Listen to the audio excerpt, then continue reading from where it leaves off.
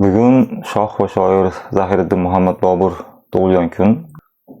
O'zbekistonda va jahonda shu Bobur haqida ishlangan kinofilmlar, seriallar, hujjatli filmlar haqida bir ma'lumotcha to'pladik. Qanaqa kinolar bor o'zi Bobur haqida. Birinchi O'zbekistondan boshlaymiz.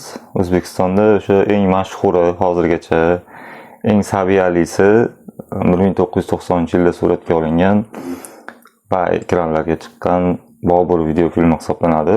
Ushbu videofilm taniqli yozuvchimiz O'zbekiston xalq yozuvchisi Pirimqul Qodirovning Yulduzli tunlar asari asosida suratga olingan. Shuning uchun ham bu eng saviyali hisoblanadi, chunki o'sha ssenariy yaxshi, tag asar poydevor juda yaxshi bo'lgani uchun videofilm ham yaxshi chiqqan desa bo'ladi. Hozirgacha shu eng yaxshisi, eng saviyalisi bo'lib turibdi. Ushbu videofilmda 10 seriyali bo'ladi bu videofilm va bosh rolni O'zbekiston xalq artisti Muhammadali Abdukunduzov ijro etgan. Ko'pchilik endi ko'rgan bo'lsa kerak, endi parchalar ham hozir berib boriladi.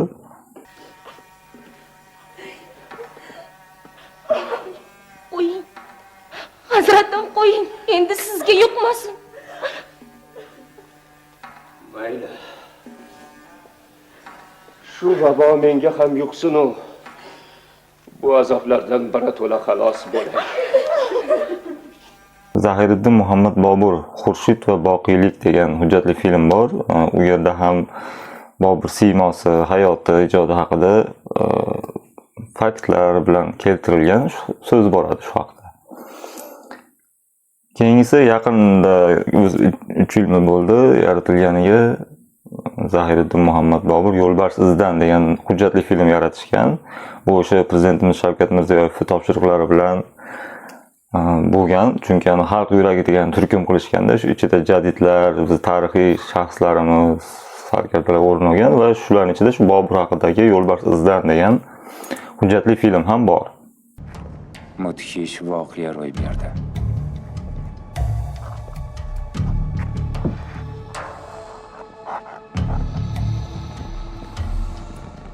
Kim ular holatga yetsa, ul bilur jon qadrini.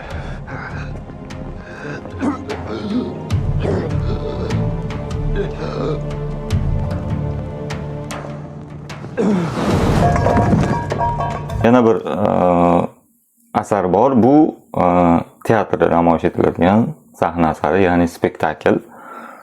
Taniqli yozuvchi shoirimiz Xurshid Davron ssenariysi asosida sahnalashtirilgan spektakl bor.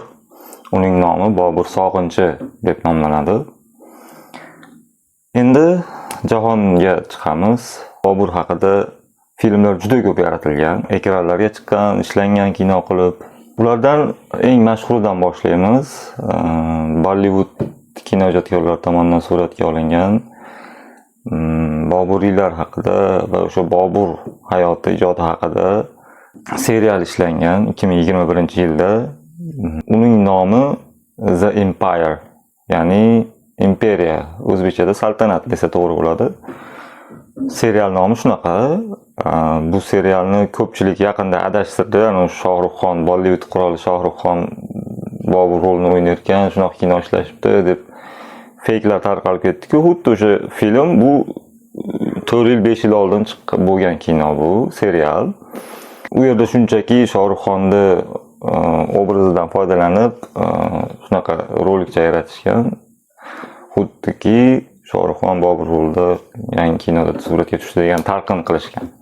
Aslida unday emas. Bu serialda Bobur rolini liroq aktyor, yaxshi aktyor Kunal Kapur o'ynagan va yaxshi o'ynagan. O'zi ham o'xshaydi, ozg'in, qotmadan kelgan soqollari bilan juda yaxshi ishlashgan. Endi dunyo bo'yicha reytingi unchalik zo'r emas, ammo ko'rib qo'ysa bo'ladi, chunki asosiy qismi O'zbekistonda kechadi voqealar. Bu yerda Xonzoda begim obrazi bor, Mohim obrazi bor, Shayboniyxon obrazi bor. va umuman ko'rsa bo'ladi. Nimagadir biznikilar shu kinoni tarjima qilishmagan, serialni. Shu paytgacha ko'rsatishmagan. Balki bizga to'g'ri kelmaydigan joylar bor deb hisoblashgandir. Xullas biznikilar o'zi ham kino olmaydi. Boshqalar olgan kinoni ham qo'yishmaydi. Yaqinda eshitgan bo'lsanglar, Andijonda Boburnoma degan badiiy film yaratishmoqchi. U yerga o'sha pullar ajratyapti.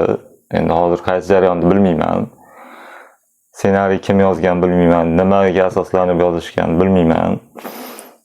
U haqda ma'lumot yo'q.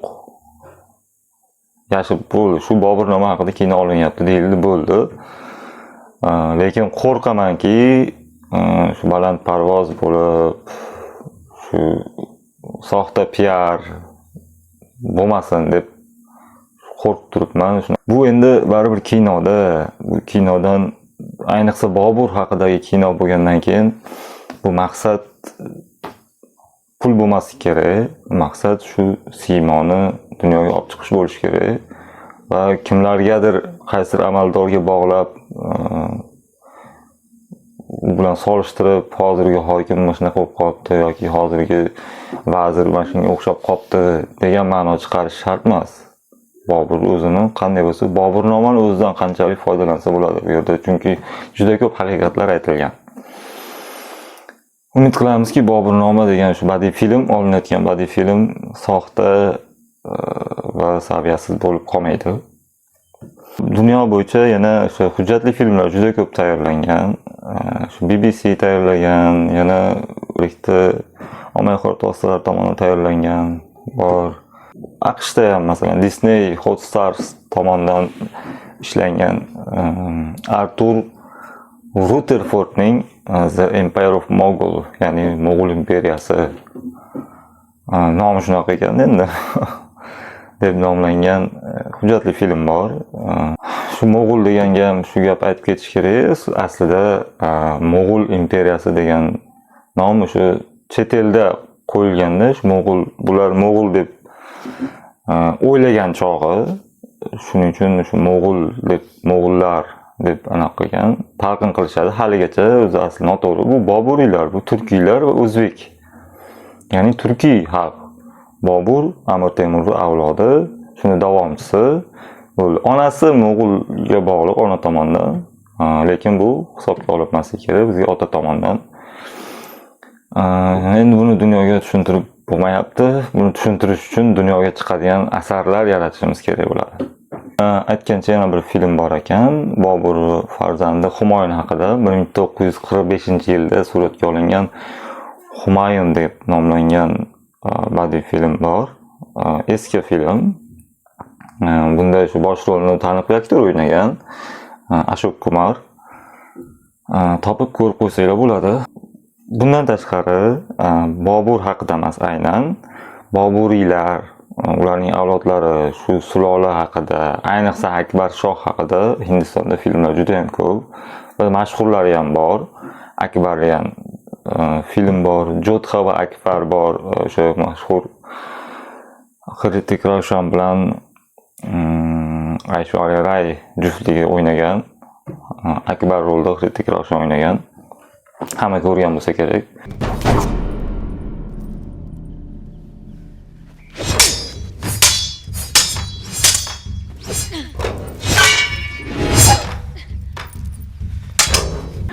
Va Toj Mahal degan kinolar bor. Bu endi faqat Bobur haqida emas, ularning avlodlari, sulolasi haqida.